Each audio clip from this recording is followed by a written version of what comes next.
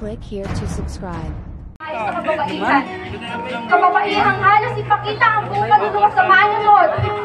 Ganito pa dapat natin ipakita sa mga dayuhan na ang ating bansa ay unti-unti nang nalulunod. Kabataang maaga nagkaroon ng responsibilidad sa buhay at sa pagdilas ng hinaharap na hanggang saan naabot. Pagmasdan ninyo ang ating kapaligiran. Ang sanggol na isisilang sa mga susunod na araw ay lalaki sa maranyang mundo. Hindi dapat tayo ganito. Iba't ibang posisyon sa buhay, mayaman o mahirap man yan. Bakit kung sino pa ang may kapangyarihan, sila pa ang pinagmumulan ng kaguluhan? Kala ko sila ang magtagal pa sa ating lipunan.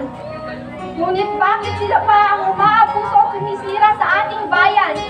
Na kailan may hindi nila naisip ang kapakanan ng mamamayan?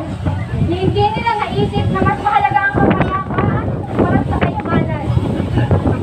Pagmasdan ninyo ang ating watawat, napapaisip kung bakit asulang nakangat.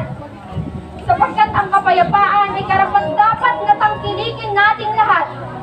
Kabataan, mamulat na tayo sa katotohanan. Muli nating ibalik ang magandang bayan nating kinagisnan. Pairalin natin ang katahimikan upang tayo yumunglan at magkaroon muli ng kapayapaan. Pilipino at mga katutubong wika ng kapayapaan, seguridad at inklusibong pagpapatupad ng katarungang panlipunan.